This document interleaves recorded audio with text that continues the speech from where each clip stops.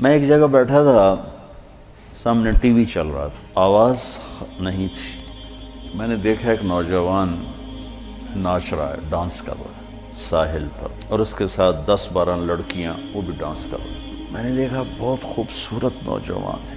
مجھے خیال آیا یہ جو اتنی بڑی گمراہی میں ہے اس کو ہدایت کیسے ملی، اور کون اسے جا کر اللہ کا پیغام سنائے گا۔ یہ وہیں بیٹھے بیٹھے ایک اس کی خوبصورتی اور جوانی پہ رحم آیا، ایک اس کے پلٹا کھانے کو میں نے بہت مشکل سمجھا۔ خیال آ کے گزر گیا، میں وہاں سے اٹھ گیا۔ کچھ دن اس کا نقش میرے دل دماغ پر رہا، پھر محو ہو گیا، مٹ گیا۔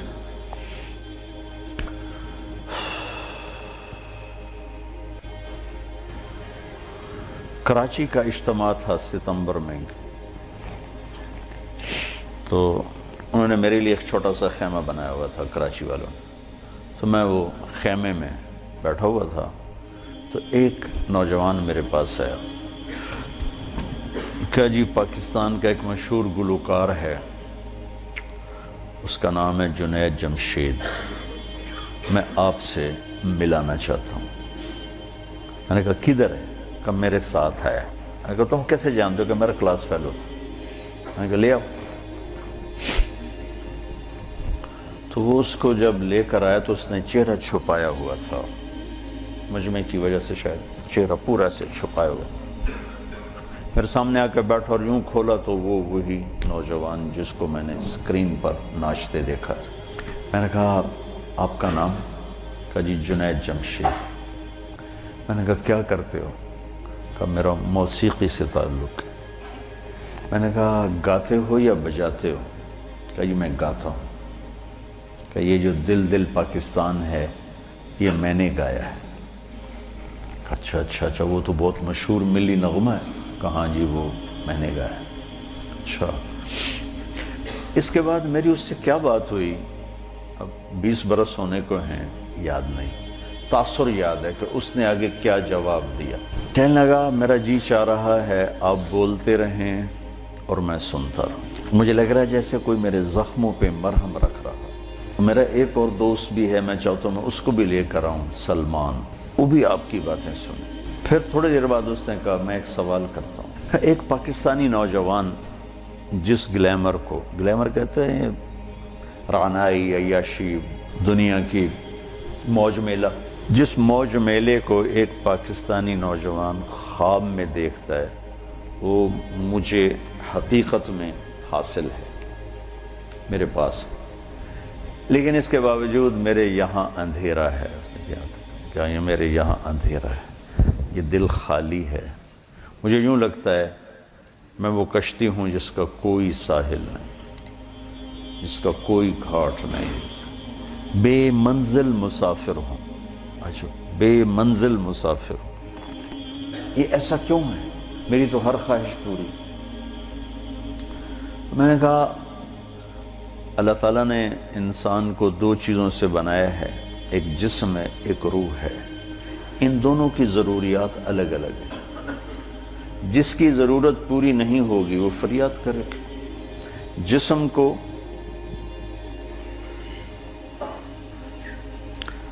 روٹی چاہیے، پانی چاہیے، ضروریات زندگی چاہیے، ان میں سے جو چیز بھی اس کو نہیں ملے گی وہ فریاد کرے۔ روح نہ عورت کو جانتی ہے، نہ روٹی کو جانتی ہے، نہ پانی کو جانتی ہے، نہ موسیقی کو جانتی ہے۔ روح ایک اللہ کا امر ہے جو صرف اللہ کو جانتا ہے۔ اسے اللہ چاہیے، اسے اللہ کا رسول چاہیے۔ تو جسم کو روٹی نہ ملے تو وہ پریشان ہوتا ہے، روح کو جب اللہ اس کا رسول کا تعلق نہیں ملتا تو وہ پریشان ہوتی ہے، پھر وہ پریشانی ویرانی بن کر جسم پہ طاری ہوتی ہے۔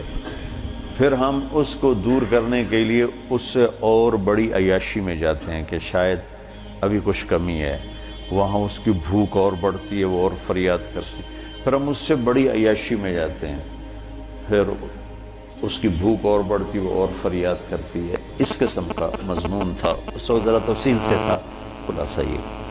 اور میں نے کہا اس کی مثال ایسے کہ درد ہو اس گھٹنے میں اور دوا لگے اس گھٹنے میں تو دوا بھی جا رہا ہے اور درد بھی نہیں جا رہا. دوا لگ رہا ہے، درد نہیں جا رہا. کیوں؟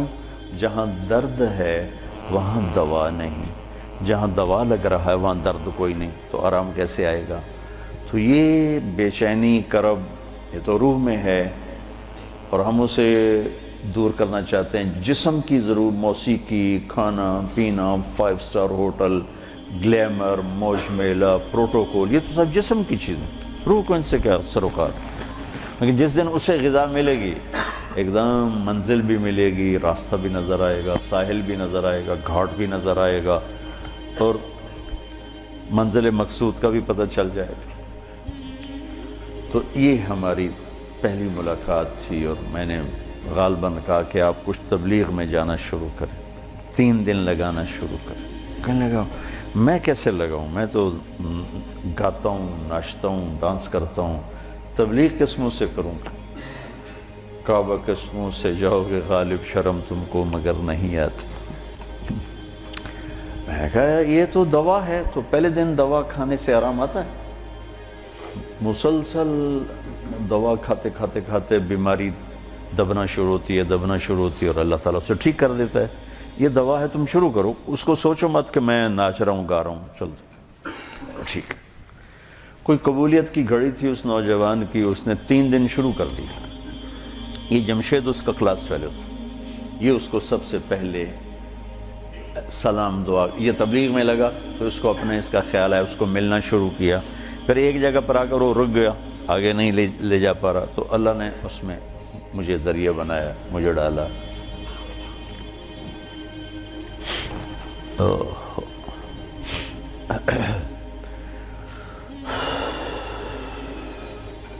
نومبر 1997 میں 4 مہینے کے لیے میری تشکیل ہوگی امریکہ. مستورات کی جماعت، میں اور اہلیہ اور لاہور کی جماعت تھی. میں لاس اینجلس میں تھا تو میں نے اسے فون کیا. تو اس زمانے میں یہ CLI پر نمبر نہیں آتا تھا، تو اور یہ اتنے موبائل فون یہاں اتنے تھے بھی نہیں، دوسرے فون تھے. تو میں نے اس کا فون نمبر لے لیا تھا، تو میں نے اس سے لاس اینجلس سے فون کیا. کہنے لگا آپ کہاں سے بول رہے ہیں؟ میں نے کہا میں امریکہ میں ہوں، لاس اینجلس میں. کہنے لگا نہیں، میں نے کہا وہیں سے ہوں. کہا قسم اٹھائیں، قسم اٹھائیں. میں نے کہا چھوٹی سی بات پہ کیسے قسم اٹھاؤں؟ کہا نہیں یہ بہت بڑی بات ہے. میں نے کہا کیوں؟ اور میں ساری دنیا پھرتا ہوں، کبھی اپنی بیوی کو فون نہیں کیا، اب مجھے فون کیسے کر رہے ہیں؟ میں نے کہا یار تم سے محبت ہو گئی تھی اس لیے فون کر رہا ہوں. بس اس ایک فون نے نا اس کے دل میں میری محبت ڈالی. میں جب یہ حج پہ جاتا ہوں میرا 60-70 ہزار روپیہ صرف فون کا بل ہوتا ہے. 3000 تقریباً ریال میرا ہر سفر میں 15-20 دن میں میرا فون کا ہوتا ہے کہ میں ایسے فون کرتا رہتا ہوں. وہاں کا فون وہ ہزاروں بیانوں سے بڑھ کر ہوتا ہے. بیان تو چھوٹی سی چیز ہے. مولانا نیاز صاحب رحمۃ اللہ علیہ فرمایا کرتے تھے کہ تبلیغ میں بیان کا اتنا ہی حصہ ہے جتنا جسم میں زبان کا.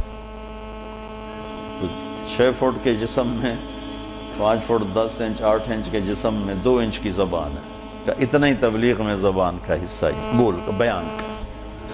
باقی لوگوں کو دل لینے کے لیے پتہ نہیں کیا کیا جتن ہے. تو اس پر اتنا اثر ہوا اس بات کا کہ انہوں نے مجھے امریکہ سے فون کیا. تو پھر میں اسے پورے سفر میں فون ملاتا رہا، اب یہاں ہوں، اب یہاں ہوں، اب کیا حال ہے، اب کیا حال ہے. تو اللہ نے اس کے دل میں میری محبت ڈال دی. پھر وہ چلے کے لیے نکلا. پہلے اس نے چلے لگا، 3 چلے نے چلے لگا. ریمنڈ آیا، ملا، میں نے بڑا پروٹوکول دیا، بہت پیار محبت، ہنسا کھیڑا. تو کرتے کرتے کرتے کرتے اس نے 3 چلے لگا، 3 چلے کے لیے نکل پڑا. یہ غالباً 2001 یا 2 اس کا مجھے پورا یاد نہیں ہے.